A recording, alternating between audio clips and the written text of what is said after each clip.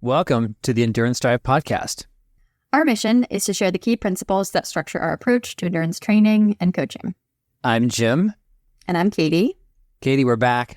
We are back, and it is race season. Race season. Yeah, suddenly, I think we said this last time, but it was winter, and then all of a sudden, it was like, I felt like there should be some sort of ramping system, and then just like it was race season, and there's just races going off, either race or race sims going off everywhere. Yeah. I feel like all I do is just check training meets. I'm like, oh my gosh, another amazing thing happened with one of our athletes, which is super fun, but it's a lot.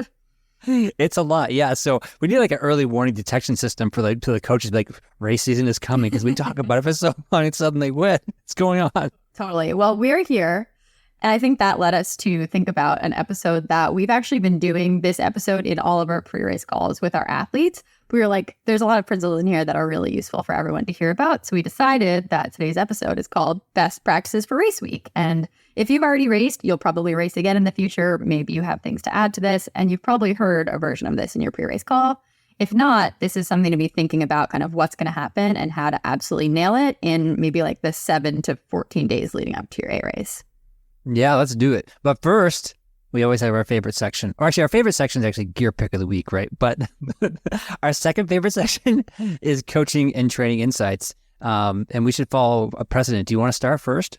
Sure. I would be happy to get started. And actually, some of these are going to bleed a little bit into our conversations about getting ready for the race. So one that's come up for me recently is it is finally good weather. We are so happy to be riding our bikes outside. But I've noticed that I have a lot of athletes who actually are a little bit new to outdoor biking. They've put in the work on the trainer. They have incredible base fitness. They've been doing sweet spot intervals inside. They've been doing neuro intervals inside. But then they get outside and it's a whole other world out there.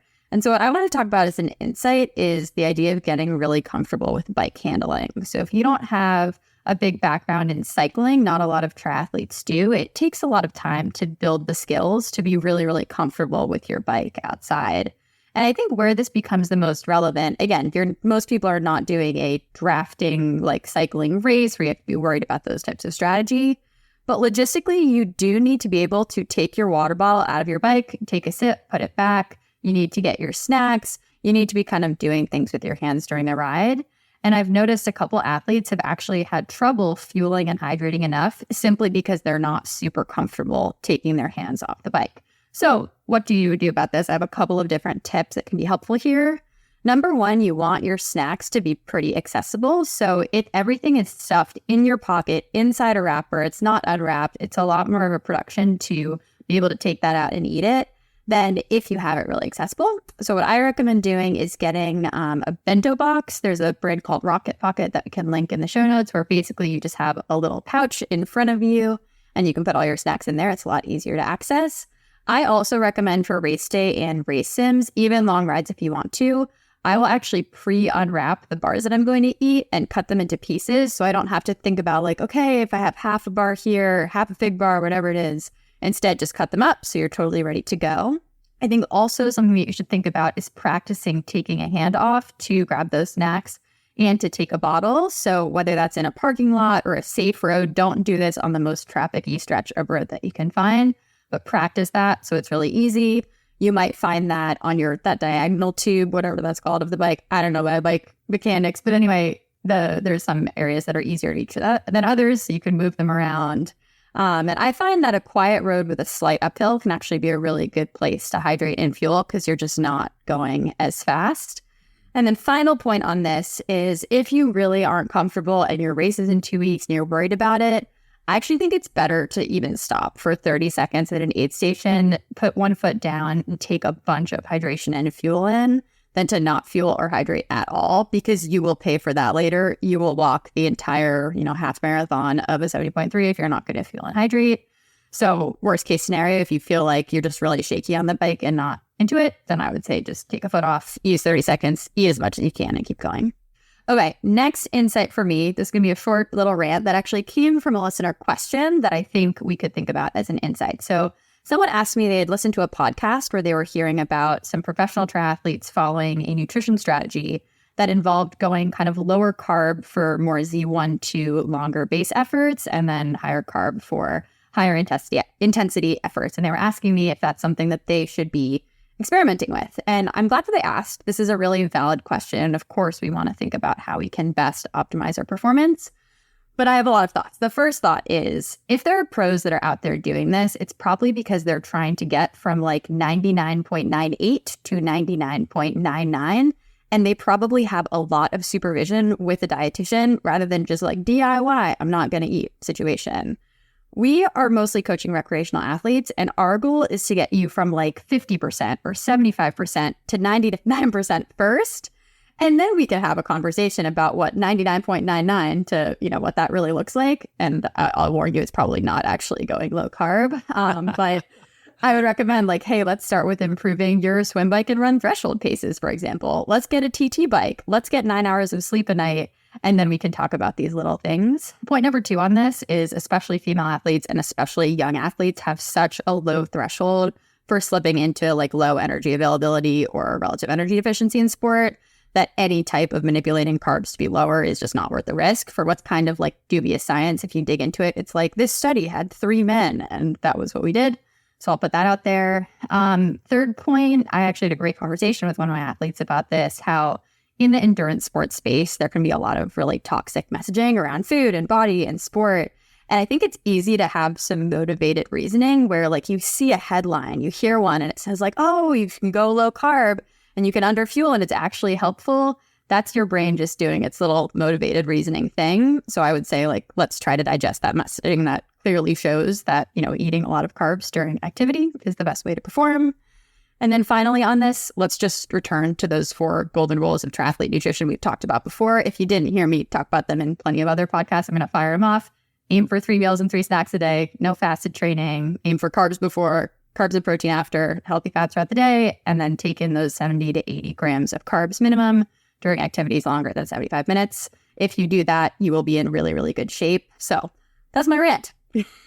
Yeah, fantastic. And it's great that he's coming back over and over again. Like, I think we're the snacks and recovery coaches. Mm-hmm. Exactly. Yeah. Bring more snacks. Bring more snacks. Always eat more snacks. That's always the answer. Wait, what was the question? Snacks. That's the.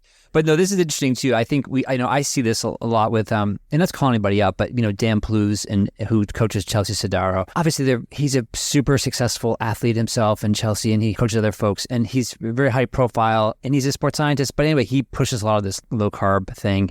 And again, I think you're exactly right, which is he's doing it because it's working on the 0.01% with some of his pros. And I think then that start to get filtered down to the age group. And just that's where you run into all kinds of problems with not just eating, but just all kinds of other workouts and stuff. So just the general point of being careful, like when somebody who's a top end is saying, I do this to get more performance, like, yeah, like you said, like we're trying to go from 75 to 100. And there's so many things we can do in between there. And you're talking, so marginal gains always gets like the headline, but the maximal gains, like 9 hours of sleep, does not get a headline. Exactly. Yeah. And at the end of the day, like sleep and food, we know are actually the 2 very best things that you can do to optimize your performance. So absolutely love that. All right. Last insight. I learned a new term recently, and this is something that we've talked about a little bit. This is not my term, but the term I'm going to talk about today is called RDP's resilience data points. And what is a resilience data point?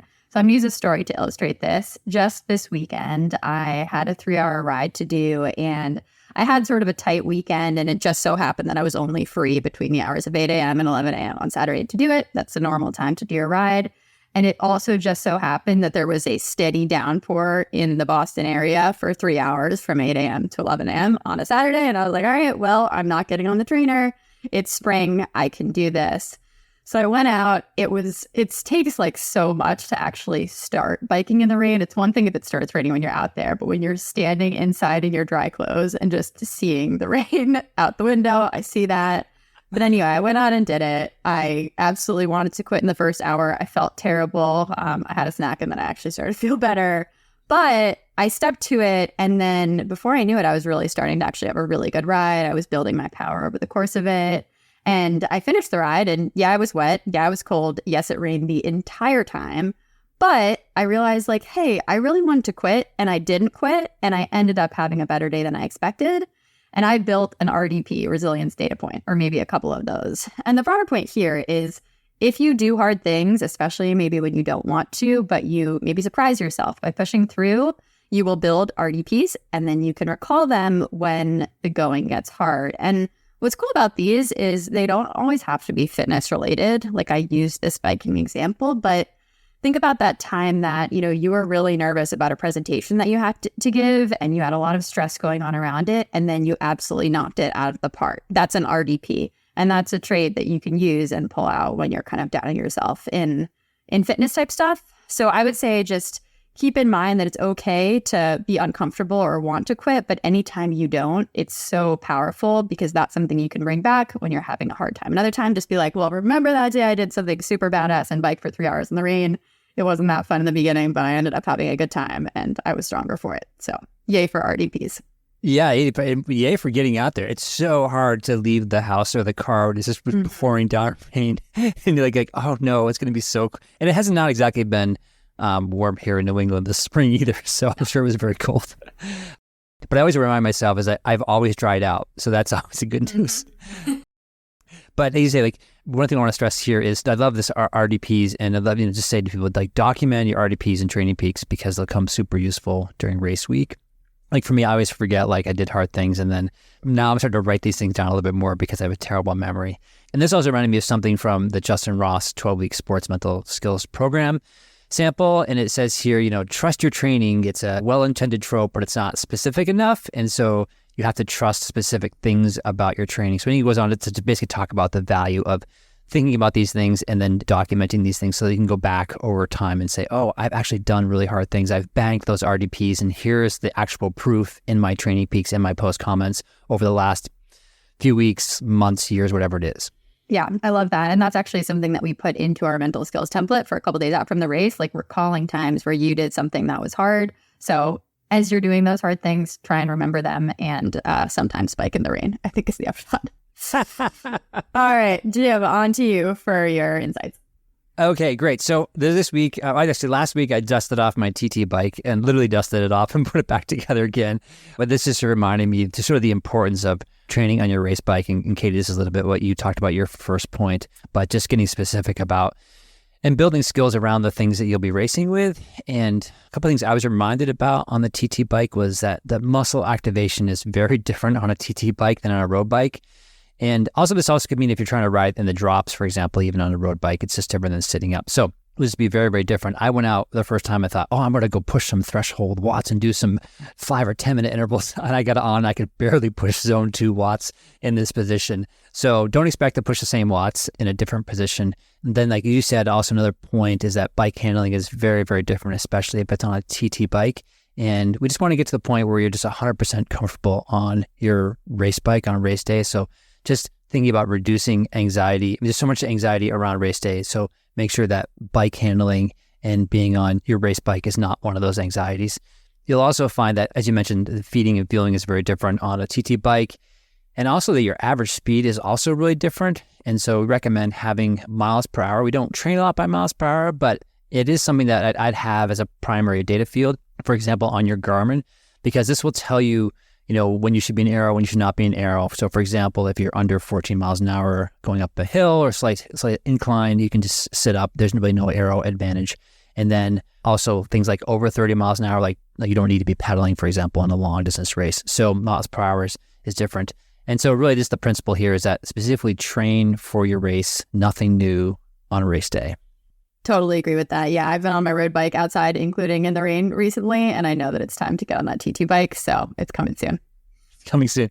I think my second point is just what we alluded to at the first point. There's so much racing and race sims going off, and I just wanted to acknowledge that people are just out there crushing it, and just it's so fun as a coach to see this consistent work over many months and years just paying off for people, and then watching the narratives that people have this narrative about this is what I can do, and then sort of blowing through those goals and just seeing that narrative change for people. So it's just been really rewarding from this end. Mm-hmm. I think I've gotten at least like 5 or 10 people in the last month or two saying, this went so much better than I expected, which I'm like, yes, the training is there, but it's nice to see that play out in practice.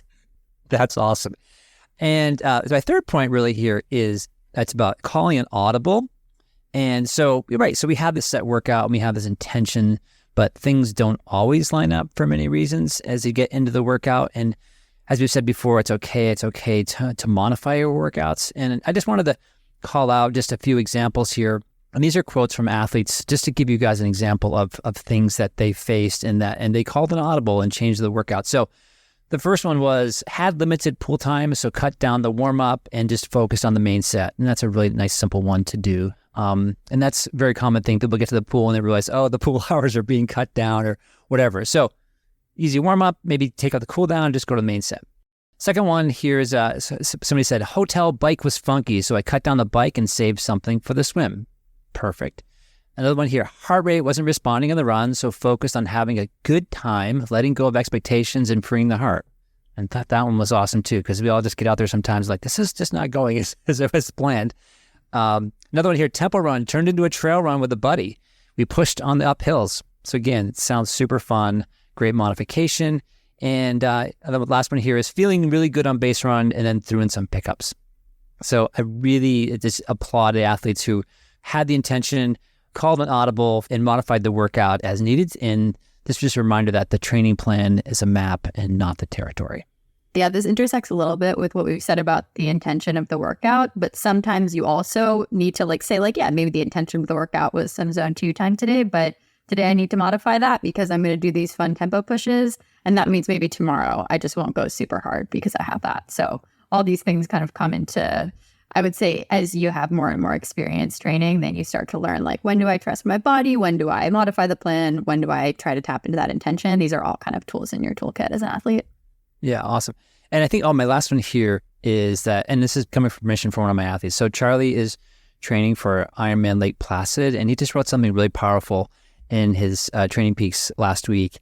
And I think it just really captures the ups and downs of long distance training and big challenges. And so I want to read it to you. Actually, I get a little bit weepy when I read this because it's just super, super powerful. So I try to get through it. And a couple things, he references a runner called Ollie Hoare, who is an Australian middle distance person, a runner. And also he mentions the date, July 21st, and July 21st is the date of Ironman Lake Placid. Okay, so here goes.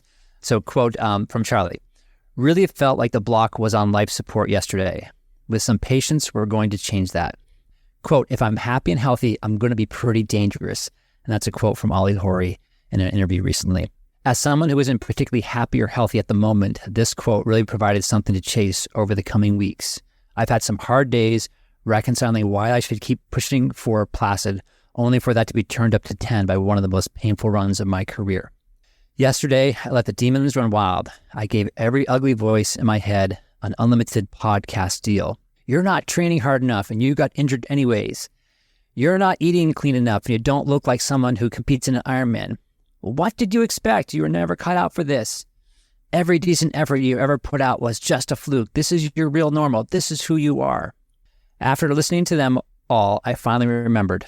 I reread the training logs, the old race mantras, and journal entries. I found supportive texts or comments from my village. I remembered again. Placid, and more specifically, this build isn't about the race. While bombing hills in the Adirondacks on race day is going to be just Batman levels of badassery, this training is about a future version of myself being able to do whatever he wants. Wake up and ride hard for 80 miles? On it. Swim in the ocean however long I want? Hell yeah. Run like a fucking animal? Always. It's also about weeks exactly like this, when we're getting hit with haymakers and we don't have anything to answer back with.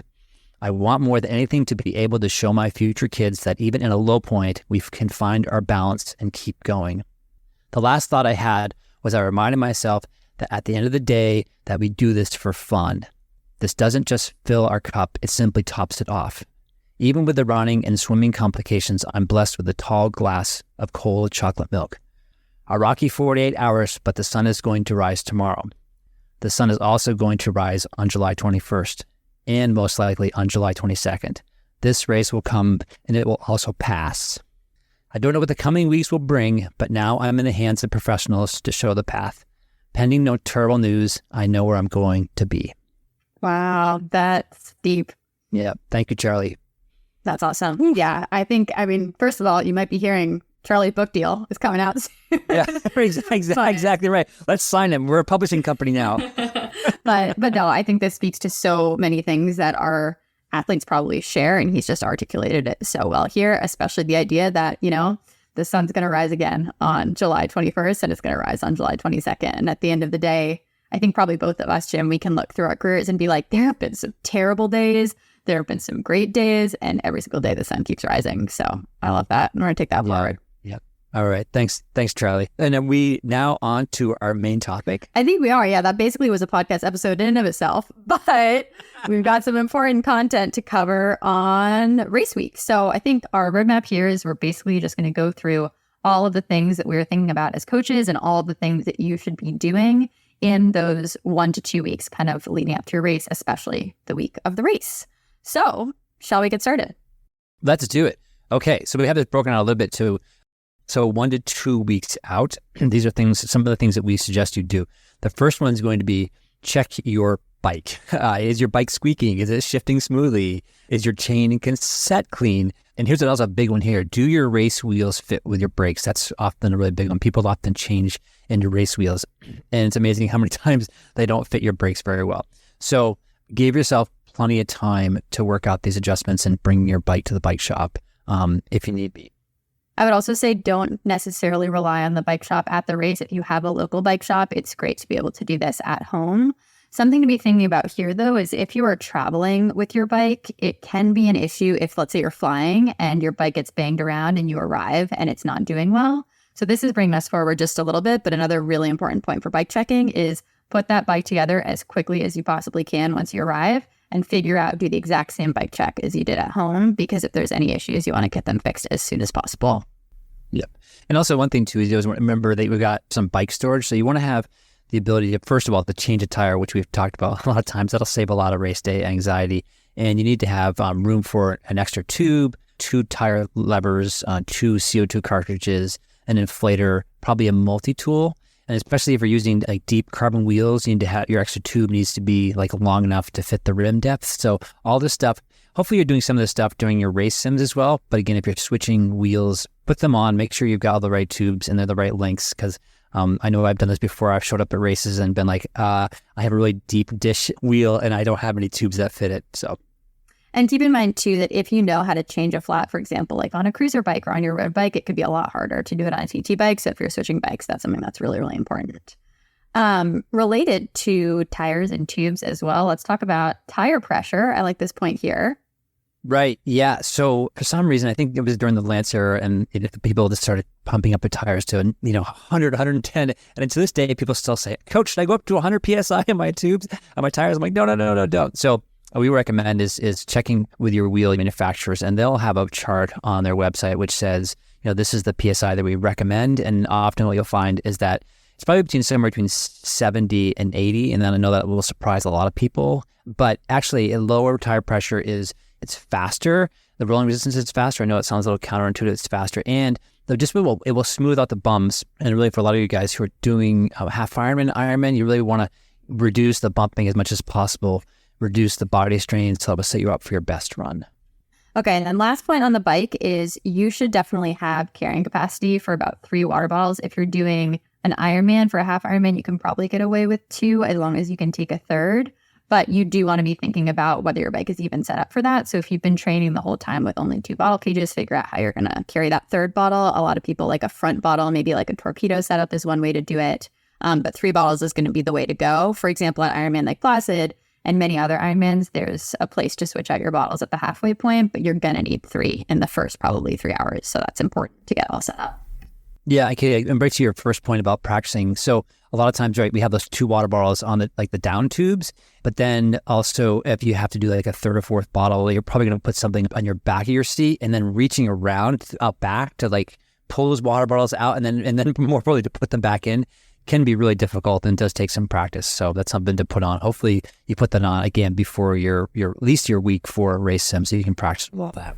Agreed. And this might be an unnecessary tip, but for me, like I said, I think that down tube, the one in the front, the diagonal one, is the one that's easiest for me to access. So what I'll actually do is when I finish that bottle, I'll hold it in my mouth, like in my teeth. I'm not sure if that's recommended from a dental perspective, but it's worked for me. Grab the bottle that's in the back and then put it in the most accessible spot, because then I don't have to be doing like a big reach every single time. But it's sort of whatever you're comfortable with. I have a confession because I feel like all the roadies put their water bottle, with the seat tube is, right? That one. But the diagonal is so much easier. So sometimes I'm out riding, I'm like, I just want to reach to the front diagonal, but can I only put a sole water bottle in there? Like, will I be arrested by the road people? Like, is this good form? Oh no. But I'm a triathlete, so we just get away with it. I didn't even know that was something I should feel bad about, but now I do. So, okay. I shouldn't have brought it up. One more anxiety. Well, cyclists have all these, the rules, right? So they have these books. So, right, exactly right. So, but we're triathletes. We can do anything we want. Yes, we can. And let's normalize that. What the diagonal tube? Is it the down tube? I've said diagonal about 6 times. We're triathletes. We don't really know a bunch. We're just sort of like that tube that goes diagonally, that one, this probably doesn't have a name, but whatever, Oh, man. All right. Well, anyway, back on track. We've talked about biking. Something else you can be doing that's sort of related to biking in those 1 to 2 weeks out is practice your bike to run transition. So we've talked about this a little bit, I think, in the Fears episode. This is important, especially if you're doing sprint and Olympic distance. But even if you want to race a competitive half, I think it's important to have a fast bike to run transition. We would say you can put those speed laces on your shoes is a great way to speed that up so you don't have to tie your shoes. Again, more important in a half Ironman than an Ironman or anything shorter than that. And then what we usually do is set up, say, even in a driveway or a parking lot, a place where you can just go back and forth maybe 4 or 5 times. Practice grabbing your bike, you finish the bike, you bring it in, you take your helmet off, you put your shoes on, all that type of thing. And then also, if you're super competitive, you can try and practice those flying dismounts and mounts. I've been working on that recently. I've been trying to do a flying dismount on every single bike ride, and it's been going really well. So that's something else you can add in if you want to. Well, your short course career is going to go revive here with that running mount. That's awesome. The Cohasset Triathlon is coming, and I have redemption. That's right. There we go. And I think this brings it up sort of the most important thing that we do during the last 1 to 2 weeks, which is the dreaded taper. And so we've talked about this before. The last 2 or 3 weeks are really about shedding that acute and chronic fatigue that is built up over months. And again, you'll probably feel some of the acute stuff, like, oh, I'm tired, but you really don't feel a lot of the chronic fatigue stuff because you're just so good at ignoring the fatigue. But we want to shed all of that. And as we always say here, so the last 2 or 3 weeks, we're not trying to gain fitness. We always say the hay is in the barn. And this also relates back to the social media posts. You see a lot of folks posting on social media, especially on Facebook, race pages, people saying, 2 weeks out from the race or 1 week out from the race, like, going out for my biggest, longest ride today. Can't wait. I'm psyched up for Ironman, like Placid.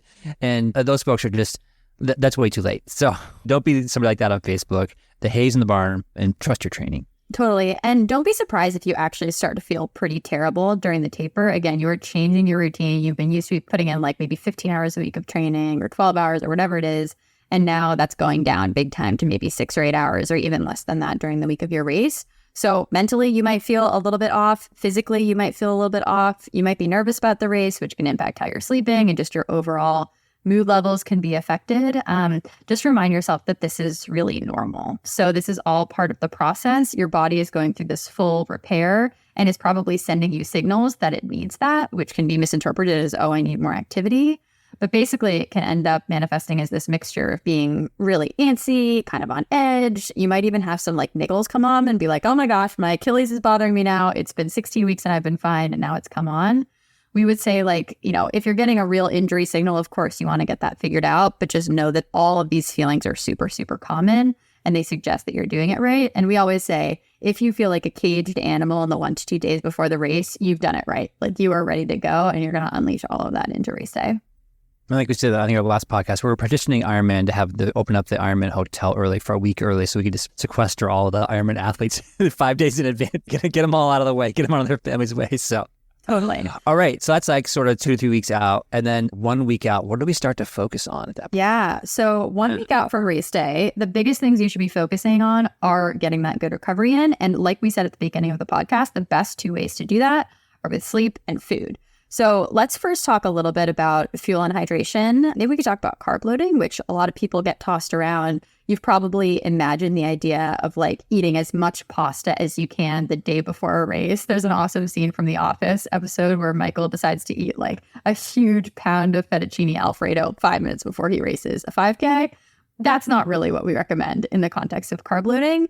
But we actually think that there is some science that suggests that kind of increasing the fraction of your plate that's taken up by carbs rather than changing the overall quantity of food that you're taking in can be helpful for topping off those glycogen stores. So what I usually tell my athletes to do is, don't reinvent the wheel, don't stray from anything that you're used to.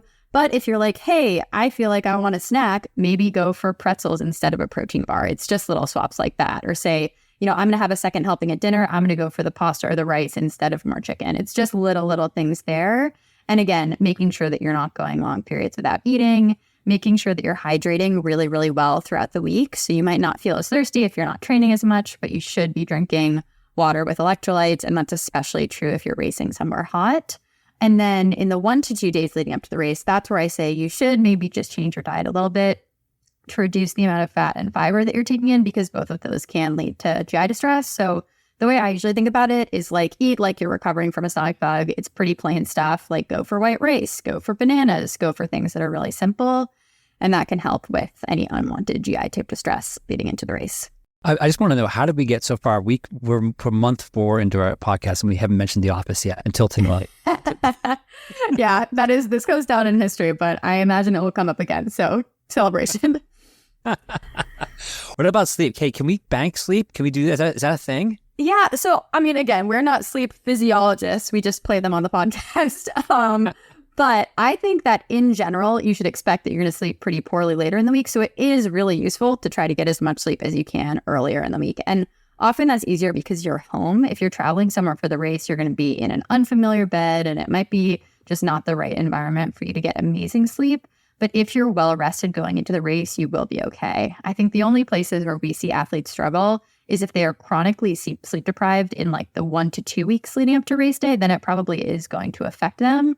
But if they're sleeping super well, even if you sleep for 40 minutes the night before your race, you're going to be completely fine. The adrenaline will get you there. So we would recommend trying that banking sleep strategy. And you should have time to do that because you're training a little bit less. So give yourself, 9 to 10 hours in bed.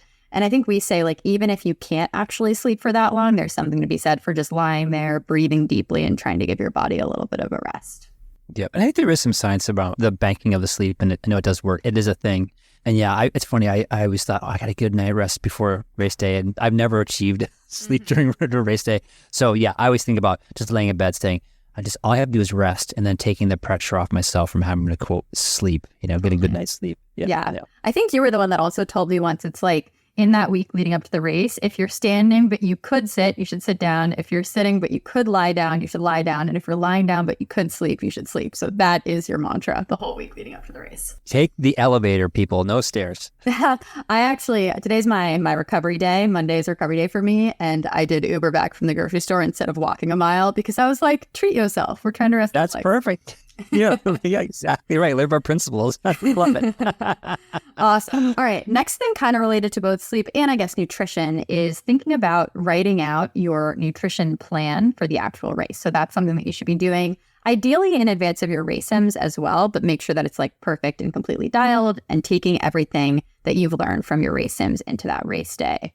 So we have a nutrition calculator and a template that can help you with that. But you want to make sure that you're getting the right number of grams of carbs per hour. Again, for many athletes, that's 70 to 80 per hour. And then you can actually ask us as your coaches to review that together. So we'll look at it and be like, hey, that's 25 gels. Do you want a bar in case you don't actually want to have 25 gels or things like that? Again, ideally, you will have planned and tested all of this out. But I find that it's really helpful to just write it down so you don't have to make any decisions in the race. And also, like we said, have a plan B in case you drop stuff or just don't really want what you have, and plan if you're doing an Ironman, what you're going to pick up at the special needs bike and run, which is going to be at the halfway point as well. Yeah, it's a real game changer when you start to, I think for many, many years, I didn't write anything down. I just sort of left things that, not the chance, but stuff that I had sort of had to use during training. And then when I actually sat down and wrote things out, and like you said, but just you want to reduce race day anxiety, and you don't want to make any decisions on race days, or you want to make decisions that come up, that things are sort of uncontrollable that came up. Yeah, you want to make decisions about, but things like, what am I going to eat in hour 1 on my bike? I just want to have a written plan and be like, I'm going to have, this, and this. And then hour 2, I'm going to have this, and this. So yeah, just reduce the decisions you have to make on race day. Totally. Yeah. And again, that's something that you can just look at the nutrition facts to figure out exactly what those grams of carbs are, but ask us if you have questions. We have a lot of experience kind of helping people develop those plans.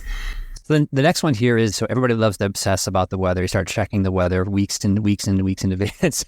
But yeah, so we do want to check the race day forecast, but we don't want to obsess over it. It isn't uncontrollable. So you want to focus on what you can control and then make the necessary adjustments to your bike and run in nutrition plans or your gear selection, right? Because if it gets super cold, you may want to have a light wind jacket, or even what I'm always surprised about is how cold it actually can be on race morning.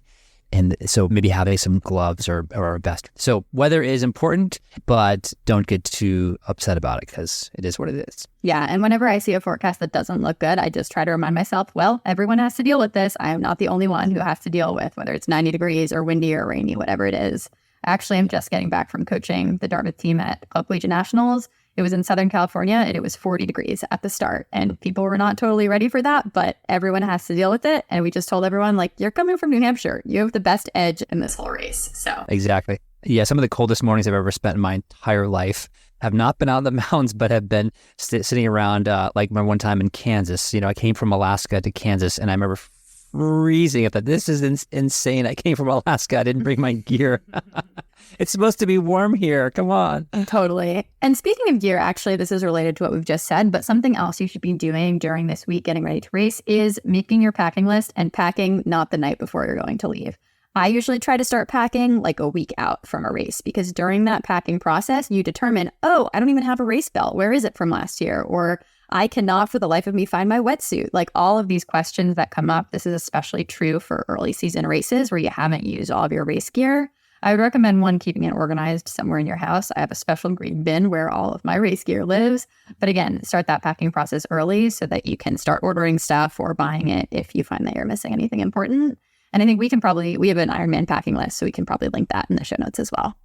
Yeah, it's funny too. I always say, I'm going to keep all my stuff together for my, for the race kit. And I'll go in there and start packing. And I realize, like, why am I missing like one or two things? So even when you feel like you've raced a lot and you have a lot of gear, for some reason, like that bin where everything is in, something will be missing. And like you, I like to go 4 or 5 days early because I'm always jumping on Amazon going, oh, I do need another like blah, Yes. because, right. Totally.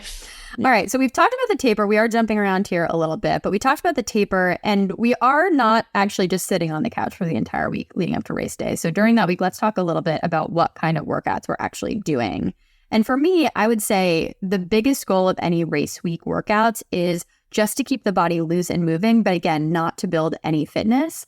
And the second thing I'll say is that less is always more during race week. So I have an athlete, for example, who's racing a half marathon this weekend, and she told me like, my knee kind of feels a little bit off. And my plan was shut everything down. There is no point in doing a 3-mile shakeout run. My only goal for you is to show up healthy on race day, and hopefully 3 or 4 days off with just like, some light cross training if you feel amazing and it doesn't hurt is the way to go here. If you're tired, if anything like that, you want to be skipping it. If you feel amazing and you do want that small amount of movement, for example, we might have someone do a 2K swim with a couple of fast 100s, but just a few, or a 45-minute bike with a couple of race pace pickups. But none of these should be hard. They're just kind of priming the system. Right. I always tell people, like, so after that week 4 race sim, and then you have a recovery after like sort of week 3.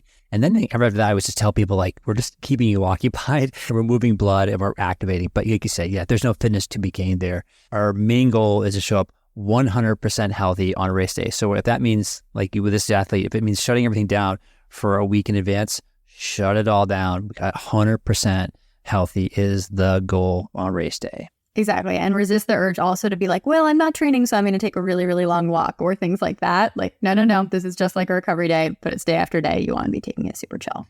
Okay. So we're now, 1 or 2 days out from the race. What are we thinking about? Yeah. So there's a lot of important things that'll happen now. Probably travel is happening. And I'll actually note that in terms of those pre-race workouts, our most common cadence is to have people travel maybe 2 days out from the race, especially if they're driving. If they're flying, it might be a little bit different. But let's say you have a Saturday race, you might have an off day on a Thursday, no activity. And then the day before the race, that's where we actually have people kind of test their gear on site.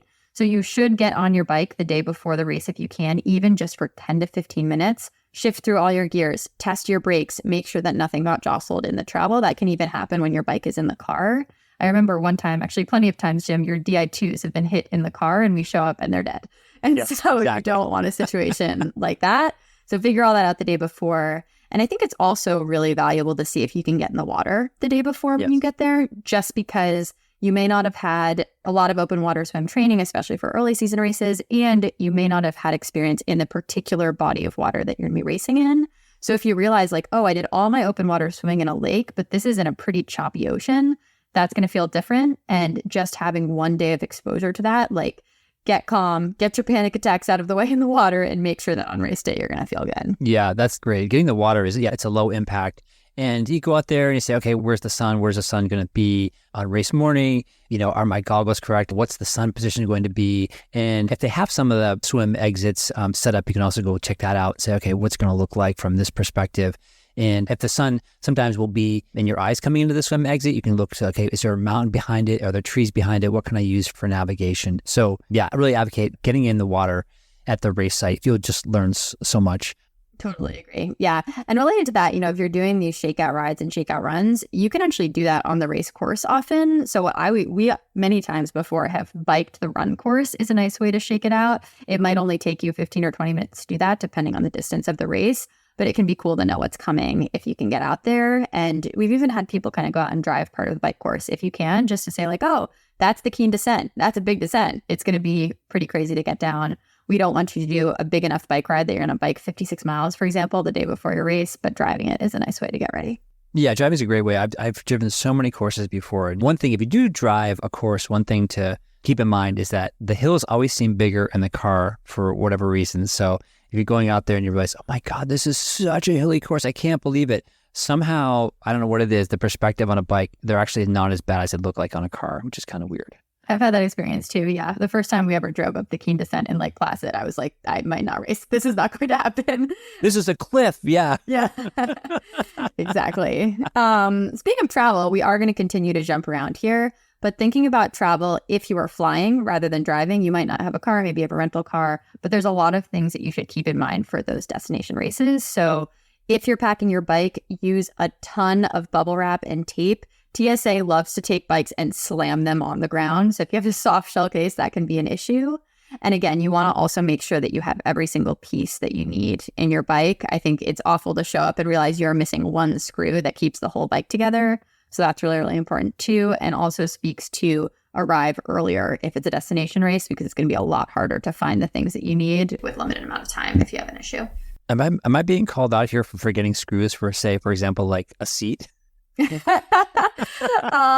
you are. Actually, I was going to talk in metaphors, but this did happen and it was not a great situation. So how many bike shops did we call? 6, 7? I know. I went to one bike shop. This is a race summit at St. George. And luckily the first bike shop had a huge bin full of nuts and bolts. And we eventually found something to shove in there and to keep the seat from falling down. So, but yeah, that's very easy to forget small pieces. You're taking a bike apart and you put a couple bolts down and you say to yourself, I will never, ever forget those. I see them right there. It's so easy to get caught up in the whole pre-race stress and packing stuff up and leave a few things behind. So yeah, so get to the race site. If you're flying, just get there, pull your bike together right away and see what problems there might be. As you said, Katie, too, like the electronic shifting. So bring an extra battery. Make sure you bring the charging cables, because the charging cables are so specific to all these bikes. So definitely bring all that stuff as well. Just overpack. Just think of every scenario where what could possibly go wrong and grab that piece of gear like a charging cable and say, I probably will never need this, but I'm going to put it anyway in my bike bag and just take it with you.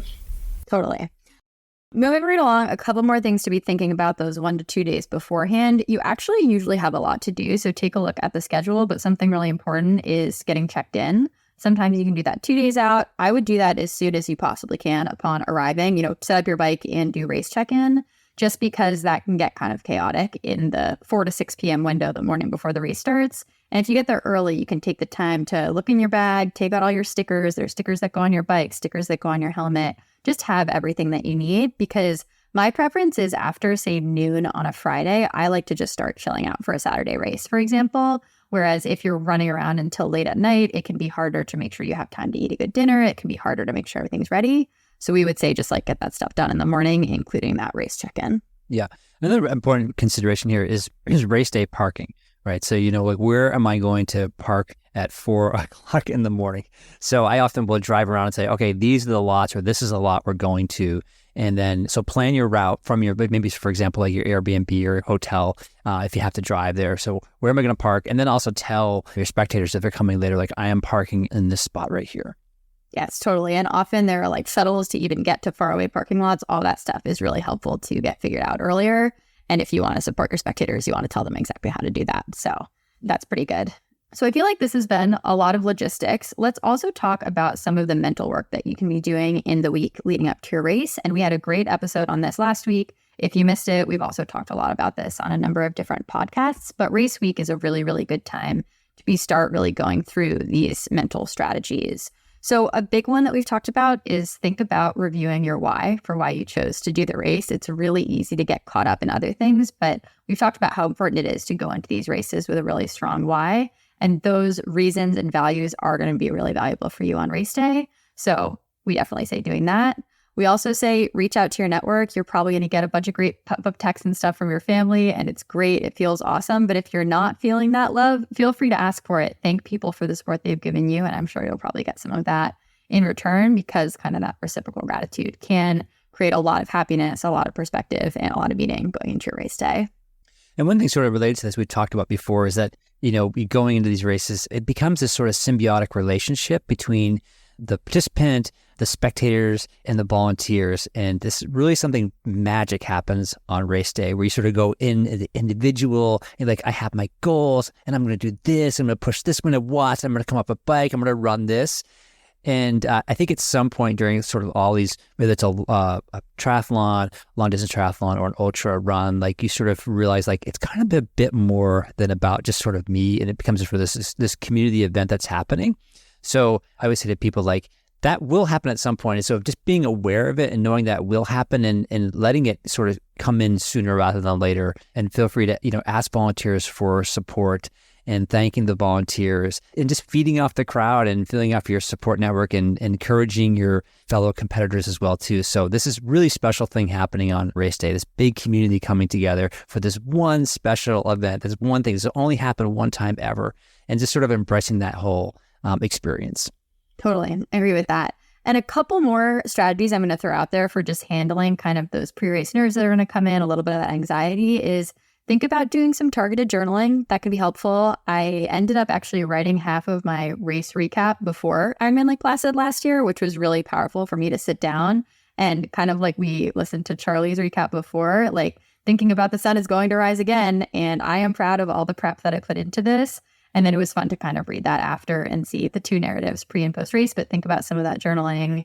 Think about some breath work. We've talked about this before too, but deep breathing to really calm down that nervous system can be really, really powerful. That's great to do the whole week, kind of try to carve out time for it and create a practice for it. And then the third one that I'll throw in is it can be really valuable to do some visualization too. There's some cool science out there about how visualizing yourself going through the race is a really great way to execute. So thinking about like, okay, I'm standing at the beach waiting to get in the swim. What am I seeing? What am I hearing? How am I feeling?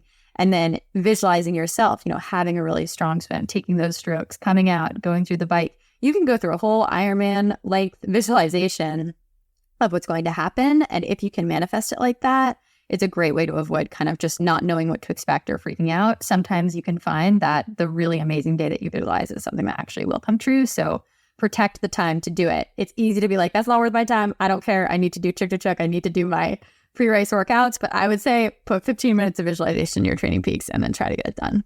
Yeah, that's great. And I also say with your visualization, figure out those mantras that you've been using. If you built some mantras during training, include those in your visualization as well. And remember, or just have them in your back pocket. Like when things get hard, these are the things that I've been using in training that have really worked for me. So just review those, have those ready to go, because the day gets long and you're going to need those. Totally. Yeah. So I feel like this is a pretty good deep dive on race week. And as we made this outline, we realized that we have to do a whole separate episode on race morning and race day because there's so much in there. But we hope that at least this recap can help you think about what you should be doing in that week leading up to your race.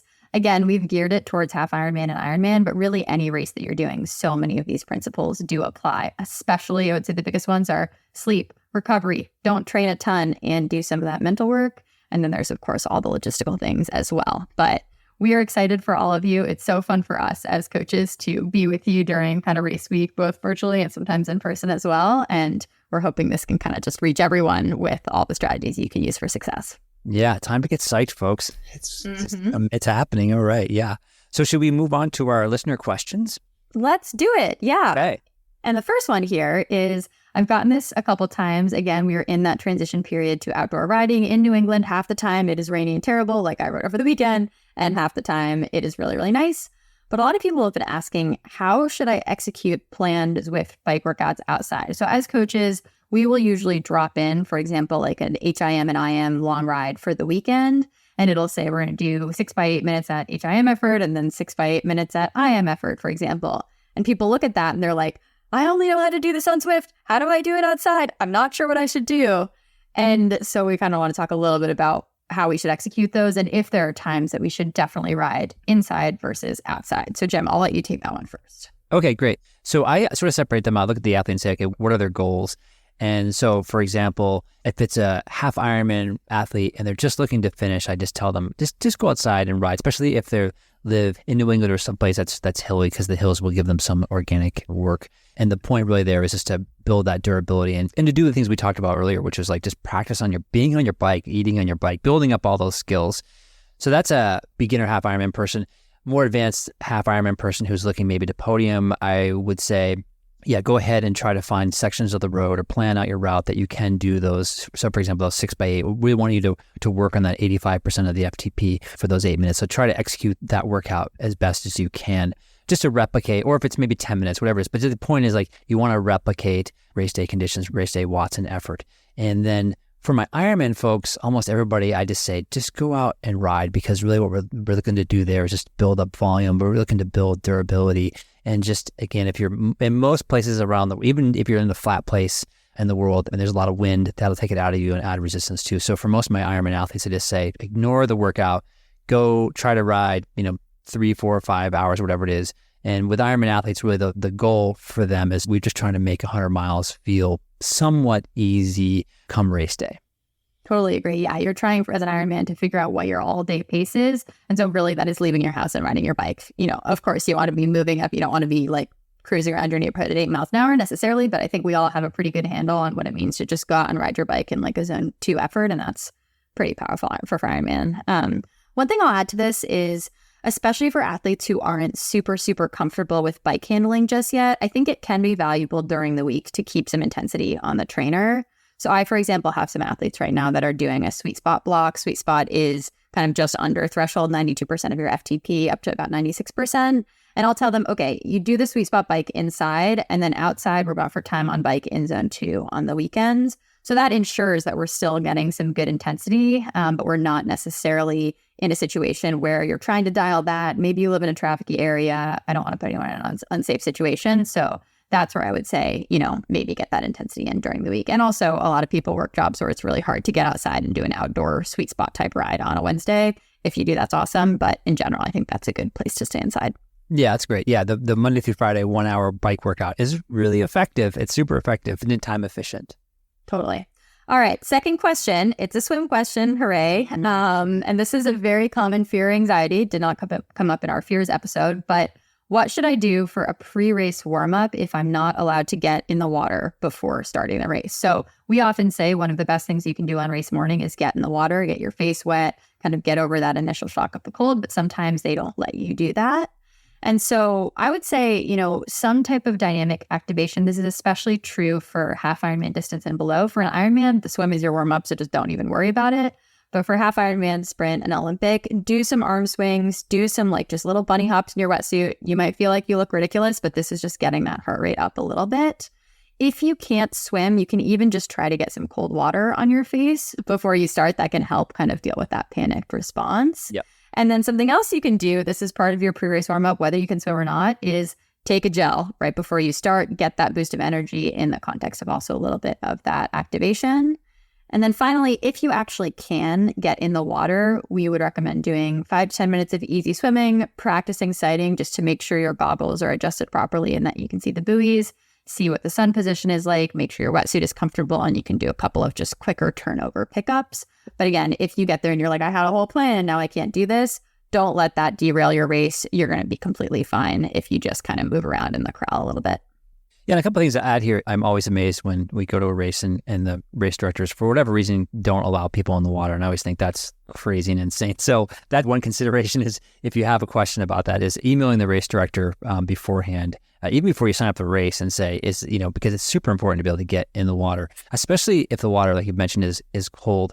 Because what happens when you get in really cold water, and I'm talking about water that's, probably like in the low 50s, is you get in the water and that water hits your face nerves essentially, and it tells your heart to basically to slow down a little bit. So meanwhile, you're surging, you're really amped up, you got a lot of adrenaline, you got a lot of people around you, it's easy to kind of go hard, and meanwhile, your body's saying, go slower, go slower. So I think that's where a lot of problems sort of arise for a number of swimmers in, panic attacks in the swim or worse. So, but yeah, see if you can get some warm up in, or at the very least get some cold water on your face and get acclimated to that.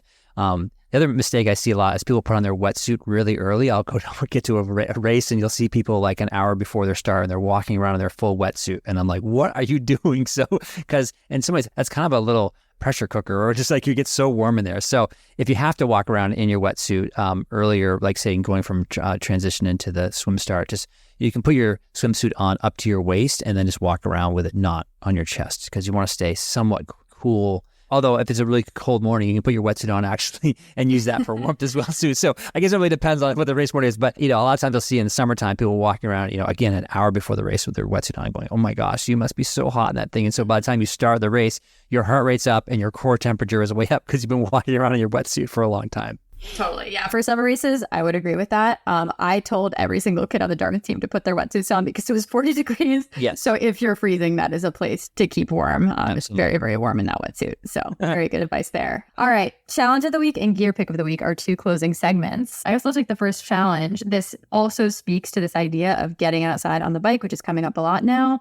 If you are starting to do big outdoor rides, now is the time to consider a bike tune-up. Because after an entire winter on the trainer, you very well may need a new chain or new tires, especially if you have a wheel-on type bike. So just take it in and make sure everything's ready to go, because it's pretty disheartening to get out for your first, 4-hour ride, and 45 minutes in, you realize that your bike is not serviced. So I would say just take it in, and a standard tune-up is a good idea a couple times a year anyway, and that was a great time to do it. So that is your challenge. That's great advice. Mine this week is to start to work in the open water sighting in the pool for at least one set per week. And we try to write these into most of our swim workouts, but if you don't see it, you can still incorporate it. I tend to open water sight every 7 strokes. And I put a link in here from a couple of YouTube videos from reputable swim people about how to open water sight if you don't know how to. Exactly. Yeah. And that's especially important for people who have early season races and cannot get into the open water before they race. So you've got to be practicing all your open water swim skills in the pool. And one of those is sighting. So great advice there. Gear pick of the week, our for sure favorite segment, is coming up now. I'm going to recommend something that you can use for long runs for hydration. This is the Nathan Exo Draw and Exo Shot 2.0 flask. So basically what this is a soft flask that has a handle that you could just kind of have in your hand. It's really lightweight and it collapses. So once you finish drinking it, it's almost like carrying nothing. You could very easily just throw it in a pocket or keep holding onto it. But I like it because when you're running, you don't want to be gripping something super, super tightly. That's a great way to get some tightness in your shoulders or even to cramp up a little bit. Whereas this just kind of sits in your hand, but you can still very easily access it. And there's no risk of like chafing, for example, that you might experience with a vest or something. So huge fan of that flask. Again, it's probably not enough to keep you hydrated for more than like a 90-minute run. And if it's hot, probably even less than that. But it's a great place to get started. And if you have access to be able to refill it, it's perfect. Well, what about the fanny pack? That's where Katie, that's where you keep your water bottle in the fanny pack, right? I think I told you that this podcast is canceled if I ever see you wearing a fanny pack. All right, what's your gear pick of the week? So speaking of fannies and around that area, and speaking of racing, so my pick of the week is just the standard Amazon race belt. There's a lot of race belts on Amazon. Don't overthink it. Just get a race belt. There's some there for $5, $9, $12, whatever. You can pick it by color, whatever it is. But just don't overthink it. Get a race belt. Matter of fact, get a couple race belts because your buddy, your friend's always going to need a race belt. And people are always looking for race belts. It's one of the things that you'll put in your bin and you'll come back next year and you go, where's my race belt? I don't know how many race belts I have bought over the years, but I seem to need one sort of every couple of years. So just buy a few and have them. I love that. And actually, this actually invites a couple of questions and quick follow-ups on what is a race belt. For those that don't know, a race belt is literally just a stretchy belt that you use to put your bib number on. So don't be the person who is doing safety pins in transition onto their very nice Castelli kit and putting holes in them. I'm not calling out Kevin here, but I also so make sure that you have a race belt. And note that you can also use this for just run races. So I think it's great to use a race belt if you're doing a half marathon. I still don't think that you should put safety pins in your perfectly nice shirt. So it's worth it for runners as well as triathletes. Yeah. Well, I think it's time to land this plane. Did we do it? I think so too. Yeah, we are prepped for race week, and hopefully this is helpful for some of our upcoming racers. Good luck to all of you. We're really excited for everyone, and we will definitely come out also with a what to do on race morning / race day episode, as well as a whole bunch of other really cool topics. So I'm excited to keep this rolling. Yeah, we got a lot of cool stuff planned. So stick around. And again, I think we always appreciate. Thanks so much for all your feedback. It's been just amazing to hear from folks. And we just hope this is useful. It seems to be useful for folks. That's useful for me. So that's why. Yeah, it's useful for me too. So thanks for everybody for listening and pushing us and making us really organize all these thoughts. I think these things that we've talked about, for years. And then it was just really nice for us to sit down and actually write them out. So thanks to you guys for making us better coaches. Yes, thank you so much. And as always, please consider leaving us a rating or a review on Spotify or Apple Podcasts. And we will catch you next time. Thanks, peeps.